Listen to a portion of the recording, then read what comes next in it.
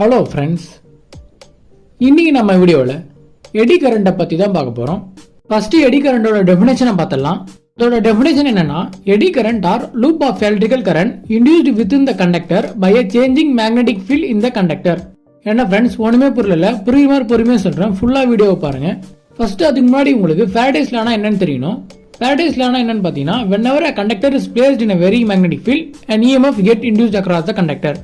இந்த டெஃபினேஷன்ல என்ன சொல்றாங்கன்னு பாத்தீங்கன்னா, ஒரு இன்டியூஸ்டு காயிலுக்குள்ள நம்ம ஒரு மேக்னெட்டை நுழைச்சோம்னா நமக்கு கரண்ட் ப்ரொடியூஸ் ஆகும்.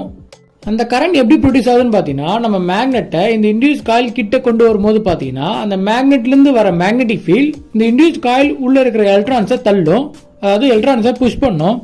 ஸோ எலக்ட்ரான்ஸ் மூவ் ஆகிறதுனால நமக்கு கரண்ட் ப்ரொடியூஸ் ஆகுது. ஸோ இதுதான் நம்ம ஃபேரடேஸ் லான்னு சொல்லுவோம். ஸோ இப்போ நம்ம எடி கரண்ட்டை பற்றி பார்ப்போம். இப்போ நம்ம அதே மாதிரி ஒரு சர்க்குலர் காயில் எடுத்துப்போம். ஸோ அந்த சர்க்குலர் காயிலை நம்ம ஏசி சோர்ஸ்க்கு கனெக்ட் பண்ணிடுவோம். ஏசி சோர்ஸ்னா என்னன்னு பார்த்தீங்கன்னா, ஆல்டர்னேட்டிங் கரண்ட்டை தான் சொல்கிறோம். இப்போ நம்ம சுவிட்ச் ஆன் பண்ணதுக்கு அப்புறம் பார்த்தீங்கன்னா, அந்த சர்க்குலர் காயிலுக்குள்ளே பார்த்தீங்கன்னா கரண்ட் பாஸ் ஆகும். ஸோ அந்த காயிலுக்குள்ள கரண்ட் பாஸ் ஆகிறதுனால பார்த்தீங்கன்னா, அந்த காயில் சுற்றி ஒரு மேக்னெட்டிக் ஃபீல்டு உருவாகும். இது ஆல்டர்னேட்டிங் கரண்ட்ன்றதுனால பார்த்தீங்கன்னா பாசிட்டிவ் நெகட்டிவ் மாறி மாறி வரும். ஸோ அதனால மேக்னெட்டிக் ஃபீல்ட் பார்த்தீங்கன்னா இப்படி ஃப்ளக்சுவேட் ஆகிட்டே இருக்கும்.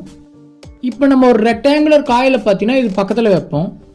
ஸோ நம்ம ஃபேரடேஸ் லால பார்த்த மாதிரி பார்த்தீங்கன்னா, இந்த மேக்னெட்டிக் ஃபீல்டு பார்த்தீங்கன்னா இந்த ரெக்டாங்குலர் காயிலுக்குள்ளே இருக்கிற எலக்ட்ரான்ஸை பார்த்தீங்கன்னா தள்ளும், அதாவது புஷ் பண்ணும். ஸோ அதனால இந்த ரெக்டாங்குலர் காயிலுக்குள்ளேயும் பார்த்தீங்கன்னா இந்த ஆல்டர்னேட்டிங் கரண்ட் பாஸ் ஆகும். இப்போ நம்ம இந்த ரெக்டாங்குலர் காயிலை எடுத்துட்டு நம்ம ஒரு மெட்டாலிக் ஷீட்டை வைப்போம். இப்போ இந்த மெட்டாலிக் ஷீட்டில் பார்த்தீங்கன்னா கான்சென்ட்ரிக் சர்க்கிள் ஃபார்மில் ஒரு லூப்பாக கரண்ட் ஃபார்ம் ஆகும். அதாவது சர்க்கிளாக பார்த்தீங்கன்னா இந்த மெட்டாலிக் ஷீட்டில் கரண்ட் ஃபார்ம் ஆகும். ஸோ இப்படி சர்க்கிளாக ஃபார்ம் ஆகிற கரண்ட்டை தான் நம்ம எடி கரண்ட்னு சொல்கிறோம். இப்போ நம்ம திரும்பவும் ஒரு டைம் டெஃபினேஷனை பார்ப்போம். Eddy current or loop of electrical current induced within the conductor by a changing magnetic field in the conductor.